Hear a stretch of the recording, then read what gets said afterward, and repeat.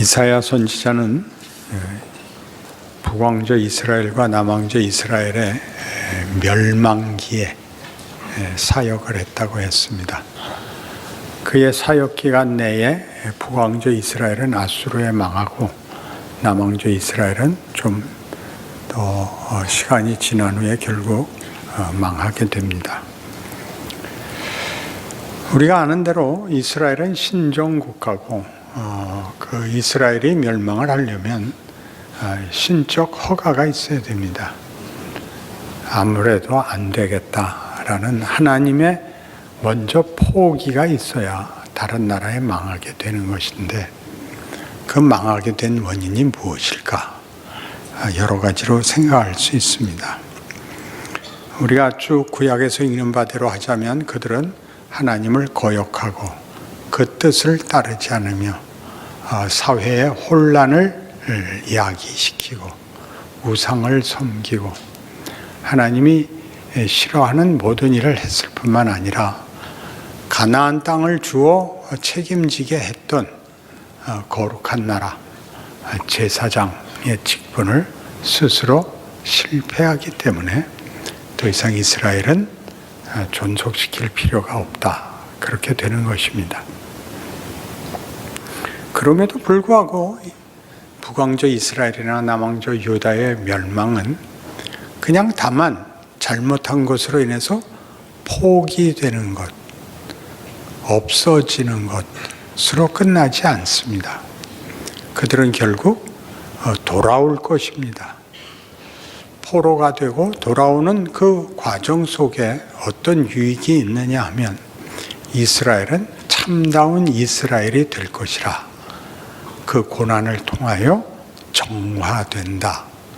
그리고 그들의 이 실패와 그들의 회복으로 하나님의 은혜가 제한되지 않고 그들이 포로가 된 곳에서 그들과 함께 살았던 이웃들이 하나님을 믿는 그런 더 넓은 의미의 세상의 구원이 확장되고 완성된다, 그렇게 가르치고 있습니다. 그러나 이 문제들, 이스라엘의 실패가 가지는 문제들에 대한 이해는 조금 더 이해를 필요로 합니다. 우리는 이사야가 1장에 이미 그 내용을 다 갖고 있는 셈입니다. 시대적 상황, 오랜 기간 동안 하나님을 외면하고 불순종하여 이제는 갈 때까지 간 역사적 상황이 있고, 또 창조 세계의 주인이신 하나님이 더 이상 이스라엘을 참을 수 없다라는 분노가 거기 있습니다. 그런데 이 분노 속에는 이스라엘 백성이 어떻게 하나님을 외면하고 하나님의 영광을 우상에게 내버렸느냐만 있는 것이 아니라 조금 자세히 보아야 할 이스라엘의 사명에 관한 아주 깊은 이해를 돕는 내용이 있습니다. 1장 10절을 보시면, 너희 소돔의 관원들아 여호와의 말씀을 들을지어다. 너희 고모라의 백성아 우리 하나님의 법에 귀를 기울일지어다. 여호와께서 말씀하시되 너희의 무수한 재물이 내게 무엇이 유익하며 나는 수양의 번제와 살찐 짐승의 기름에 배불렀고 나는 수송아지나 어린 양이나 숫염소의 피를 기뻐하지 아니하노라. 너희가 내 앞에 보이러 오니 이것을 누가 너희에게 요구하겠느냐. 내 마당만 밟을 뿐이니라. 헛된 재물을 다시 가져오지 말라. 분향은 내가 가증히 여기는 바요, 월삭과 안식일과 대회로 모이는 것도 그러하니 성화와 아울러 악을 행하는 것을 내가 견디지 못하겠노라. 그래서 여기 진술된 내용에 의하면 하나님 앞에 성회로 경배로 모이는 것 이상으로 사회 정의의 필요가 요청되고 있습니다. 그러나 이 일은 만만치 않은 내용입니다. 사회 정의라는 것은 사회를 법적 혹은 권력적 힘으로 도덕성과 혹은 정의와 평화를 실현시키는 나라를 만들라, 그렇게 얘기하는 것과는 기독교의 요구는 좀 다릅니다. 기독교가 말하는 사회 평화에 대한 책임이 있다라고 얘기할 때는 바로 이것, 네가 나를 보러 올 때 나를 건성으로 취급하는 것에 불과한 것 같이 너희가 너희의 존재와 너희의 인생을 피상적으로 살고 있단다, 그렇게 둘은 묶여 있습니다. 세상은 주님이 다시 오시는 그날까지 제멋대로 살 것입니다. 그러나 하나님은 그 속에서 그의 구원을, 회복을, 재창조를 이루실 것입니다. 그러기 위하여 하나님은 하나님의 백성으로 부름을 받은 사람들에게 그들이 아직 파괴된 창조 세계 속에 살고 있지만 거듭난 부활에 참여한 자로서 명예로운 새로운 생명을 이 파괴된 세계 그 조건 속에서 살아내시기를 구합니다. 그것이 지금 나오는 너희가 과부에게 혹은 고아에게 하지 않은 것은 그 이유가 나를 건성으로 만나러 오는 것과 일치하는 본질적 오해에 있다, 그렇게 말하는 것이죠. 우리는 둘을 자주 분리해서 하나님을 열심히 섬기면 세상적인 것을 외면하는, 기도원으로 도망가는, 멋진 종교적 사업으로 매진하는 것으로 종종 둘을 분리합니다.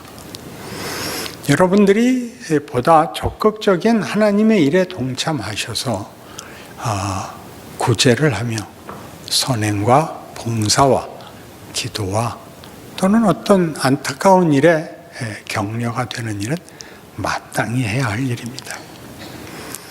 그러나 그것은 인간의 도덕이나 인간의 자랑이나 인간의 어떤 선한 의도에서 나오는 것이 아니고 하나님을 만난 사람, 하나님으로부터 생명과 진리와 사랑을 공급받은 사람만이 할 수 있는 것으로서 표현됩니다.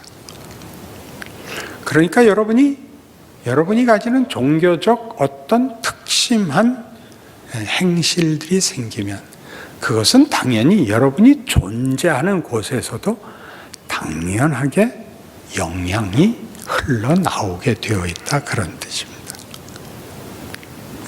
너희가 과부를 돌아보지 않으면서, 너희가 고아를 돌아보지 않으면서 특별히 나와서 제사 지내는 것은 가치가 없다, 이렇게 싸잡아서 꾸중을 하자는데 문제가 있는 것이 아니라 하나님을 섬기고 하나님께 예배하고 하나님께 경배한다는 것은 그의 존재가 바뀌는 것이다. 불쌍한 일을 그냥 지나칠 수 없는 존재가 되는 것이다. 이 일을 혼동하지 마라. 분리시키지 마라. 나는 너희가 나가서 행악을 행하고 폭행을 행하면서 절기만 되면 하나님 앞에 예물을 바쳐야 된다고 나오는 일에 아주 속상하다. 그것은 둘을 분리할 수 없는 일이란다. 너희의 사회 정의는 그런 의미에서 너희만이 할 수 있다. 사회 정의는 고함을 질러서 할 수 있는 것도 아니요, 폭력을 동원해서 할 수 있는 것도 아니요, 어떤 사회학자나 정치학자가 또는 어떤 좋은 이념을 가진 자가 만들어내는 그림일 수 없고 하나님과 접속되어야만 일어날 수 있는 일이란다. 하나님은 그걸 하고 계시고 그것은 여러분 각각이 예수를 믿는 바로 그만큼의 실력으로 자기 자신의 존재를, 삶을 이 세상과 더불어 할 수밖에 없기 때문에 의도하든 의도하지 않든 매일 일어나고 있는 일이란다. 그러니 이 문제에 대하여 하나님은 어떻게 큰 궁극적인 결과를 준비하고 있는지 확인해라.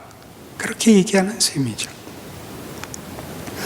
우리가 더 많이 사회적인 책임에 열심을 갖고 의식을 갖고 책임을 느껴서 우리의 신앙을 전혀 사회 정의라는 것을 만들기 위하여 집중한다는 것은 균형을 깨는 것입니다. 우리는 하루만큼 하나님을 더 알고 하루만큼 살고 이틀을 살 수 없습니다. 하루만큼 사는 동안 내가 만나는 사람과 일어난 일에서 그때의 실력만큼 신앙인인 것입니다. 이 균형을 깨지 마십시오. 그래서 지금 보시면 이사야 8장에 가서 하나님은 당시의 사회상을 이렇게 심하게 꾸중합니다. 당시의 사회상이 피폐된 것은, 파멸로 가고 있는 것은 최소한의 신앙 생활이 없기 때문이다, 그런 얘기입니다. 사회가 따로 망하고 교회는 따로 성장하고 이런 일은 없습니다. 그 교인이 그 사회에 속한 시민이기 때문에 그가 교회에서 신앙인이면 사회에서도 신앙인이어야 한다, 그런 뜻입니다. 더더욱 이스라엘에서는 말할 것도 없는 것입니다. 그러니 봅시다. 16절 말씀입니다. 너는 증거의 말씀을 싸매며 율법을 내 제자들 가운데서 봉함하라. 이제 야곱의 집에 대하여 얼굴을 가리시는 여호와를 나는 기다리며 그를 바라보리라. 보라, 나와 및 여호와께서 내게 주신 자녀들이 이스라엘 중에 징조와 예표가 되었나니 이는 시온산에 계신 만군의 여호와께로서 말미암은 것이니라. 어떤 사람이 너희에게 말하기를 주절거리며 속살거리는 신접한 자와 마술사에게 물으라 하거든 백성이 자기 하나님께 구할 것이 아니냐, 산자를 위하여 죽은 자에게 구하겠느냐 하라. 마땅히 율법과 증거의 말씀을 따를지니 그들이 말하는 바가 이 말씀에 맞지 아니하면 그들이 정녕 아침 빛을 보지 못하고 이 땅으로 헤매며 곤고하며 굶주릴 것이라. 그가 굶주릴 때에 격분하여 자기의 왕과 자기 하나님을 저주할 것이며 위를 쳐다보거나 땅을 굽어보아도 환난과 흑암과 고통의 흑암뿐이리니 그들이 심한 흑암 가운데로 쫓겨 들어가리라. 무슨 다른 수를 써도 소용이 없다. 그건 하나님께 물어라. 이 세상을 고치고 싶은가? 하나님께 물어라. 대통령이 되어야 하는가? 그런 것은 아무나 하지 마라. 그건 정치인이 해라. 보다 전문적인 지식을 가진 자가 해라.